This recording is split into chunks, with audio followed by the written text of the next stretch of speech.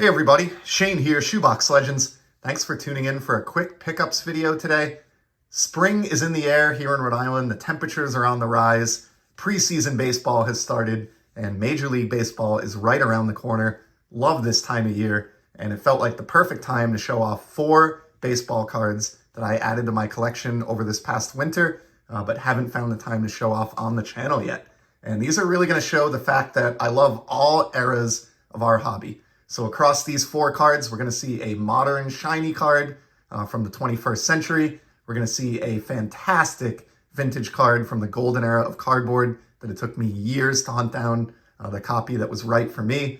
But before we get to either of those, we're going to start in the 1990s, the decade of innovation in the hobby, and the decade that I love because it's when I came up as a kid collector. And we have, in my estimation, the face of the 1990s on this first card, Ken Griffey Jr. Really been trying to build out my collection of his a little bit. Did a whole recent episode on kind of some sneaky good Griffey cards, under the radar Griffey cards that I've been picking up. And I have another one in that same line. This is from the 1995 Zenith release, which is from Pinnacle. It's the Z-Team insert of the kid, Ken Griffey Jr. Look at that card. Of course, this features the Dufex technology, that crazy technology that you can see here in the light that Pinnacle was known for throughout the 90s, really the mid-90s at least. Sucker for those cards. Usually they come in the form of museum collection, which are a parallel in the Pinnacle base set. But here we have an insert card from Zenith done up with this Dufex technology. This is not a numbered card. I think these fell 1 in every 72 packs, which is 1 in every 3 hobby boxes of Zenith back in 1995. The back of the card is pretty nice as well. Not sure how well it'll come across on camera, but it really does have a nice gold foil to the back, and apologies for the glare, but really nice clean card back there. But it's all about the front. This is just one of those wild cards where you look at it and you immediately know that it came from the 1990s. I just love how over the top this is. It's not a rare card. It's not a super expensive card, although it is difficult to find in good condition like this. This being a PSA 9, these are very prone to surface damage, edge wear, corner wear. That Dufex technology was really, really delicate. So happy to have this clean copy of the kid. And yeah, that is one of the most 1990s cards you are going to see between the subject, the technology that's in play. Just a gorgeous card there. And then the other 90s card, and apologies if you hear any snoring behind me throughout the video. Leo, official assistant to the channel, is taking a nap behind me. But next up, arguably my favorite shiny set ever made. It's certainly in the running anyway. 1999 Bowman's Best. And this is the refractor. Of course, look at how this card catches the light. I mean, just incredible. Tons of gold in the border here. Etching all over the place. I mean, look at the San Francisco in Barry's jersey there and the folds in the jersey, all fully etched. These are a little bit thick, slightly thicker than your standard card. They just have a really high-end feel to them. Gorgeous cards in hand, and I've collected quite a few of these over the years, but this Barry Bonds might be my biggest one yet. I've really been trying to bulk out, pun intended, my Bonds collection, very similar to Griffey. These are 2 of the most important players from my hobby upbringing, and they're guys who I really haven't collected a ton of cards of over the years, to my detriment. And so I've been focusing a little bit on the 90s and was pumped to win this one. Neither one of these is like a wildly expensive card. Neither one qualified for eBay authentication or anything like that. But they weren't cheap cards either. I would consider these like mid-range cards, at least for my budget. They were each over $100. This is the second year of the Bowman's Best numbered refractor. They started that practice in 1998. And just like the 1998s, these are numbered to 400. I have copy 11 of 400 here on this Bonds. This is a card that I've looked at on and off over the years many, many times and just never pulled the trigger on, and had a chance when this one went up at 99-cent open auction. You know, a lot of times these are up as buy it nows, and it's really tough to know if you're getting, you know, a good price or not. But with this going up at open auction, had my shot, and really happy to bring this Barry home. One of my favorite Bonds cards in my PC instantly. And then before we go back, we're going to finish with the 1950s card, but let's do the modern card first.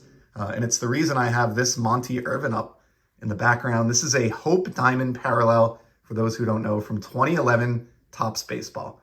This is the only year that they did these. They were, of course, commemorating the 60th anniversary of the Topps brand, and they gave us some great parallels in 2011, including the Diamond anniversary, the Cognac Diamond anniversary, and then the Hope Diamond anniversary, which is the most desirable of those three. It is the one that is serial numbered, just 60 copies each. And last year I was able to snag that Monte Irvin in a PSA 9, and that was a highlight pickup for me. Recently got another Hall of Famer in a matching PSA 9 slab to accompany that Monte Irvin. This one up as a buy it now with an ability to send an offer, and I immediately sent an offer that was only 50% of the asking price. But you don't know, you got to take your shots. And I was really surprised that within maybe an hour or two, it was accepted. And I added another Hope Diamond to my collection. Really proud of this one. Christy Mathewson, check this out. With the New York Giants. Love the photo with the old-time uniform there. Here we go, you can get a good look at the Hope Diamond effect there and the sparkle. Just incredible. I've mentioned it before, but you know, everybody focuses on the crazy background, and rightfully so. But even in the nameplate here and the team logo where the baseball is, look at the foil work in that part of the card. Just the amount of care that went into creating these and kind of the build quality, as my buddy Eric would say. These are just so high quality. Really not easy to get Hall of Famers. These are wildly popular parallels. Even modern players who are some of the bigger names in the game in 2011, these cards are astronomical and not even affordable for many of us. In my own opinion, who knows how it would have gone down. I think had the seller listed this at like 99 cents open auction, this would have finished for much higher than I was able to get it for. I don't mind sharing. I paid $100 even for this Christy Mathewson. And some of you who don't get into modern, you may find that crazy that I would shell out $100 for a post-playing era Christy Mathewson card. But this is about as good as it gets for me for modern parallels. And it might be my best overall Christy Mathewson card. I don't have in my collection a playing era Mathewson yet. Someday I would love to acquire one, but for now, that's about as good as it gets. And let's finish now with the vintage card. You've undoubtedly noticed at this point that there are a couple of Larry Doby Bowman cards up in the background. He is a figure that I admire tremendously, and I know I'm not alone there. I have many friends in the hobby who feel the same way. Mookie Chilson comes to mind, of course, Scott over at Reindeer Studios, but count me among Larry's big fans and somebody who is slowly, over the course of my life, trying to form a nice collection of his cards. And I landed a beauty on the vintage front. He, more so than maybe any other player, has exemplified how I want to go about player collecting. I'm really taking my time finding examples that are special, look much, much better than the assigned grade if they're graded, or just have incredible eye appeal, like this 52 Bowman. Picked up this card last year, and ditto with the 54 Bowman that you see next to it there. Incredible centering on those. He has one card in particular that I have been dying to get. It's maybe my favorite photograph on any Doby, but finding this card even halfway decently centered is brutal. And I've had a save search for about 2 years, and I finally got the copy that is right for me. It is the 1953 Bowman Color Larry Doby. How beautiful is this card? Look at this copy. The centering right to left is almost spot on perfect, probably 50-50 or 48-52, maybe a little bit off top to bottom, but this is good enough for me quality. Look at that pose. I mean, this is not a new card for any of you, I'm sure. You've seen this countless times before, but to me, the challenge here in finding this and what made this special was trying to find an example that meets my eye appeal requirements. And again, you can look at this card, hundreds of copies of this card all day long, and almost none of them are going to be as well centered as this one is. Glad to finally cross it off my list. And for those that are curious, I don't really care much about this, but its assigned grade is a VGEX4.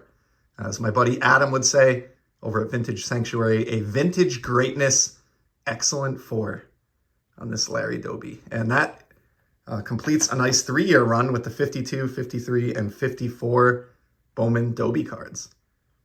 I should know this off the top of my head, but I don't know that he has a 55.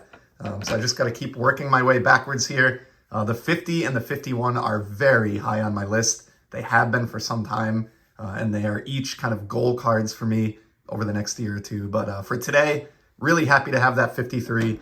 Really happy and grateful to have all 4 of these new cards that we looked at. I appreciate you tuning in to check out these pickups. Hope you're excited about baseball season like I am. I'll be back soon with some more content, as you know. And until then, just enjoy the hobby, everybody. Take care.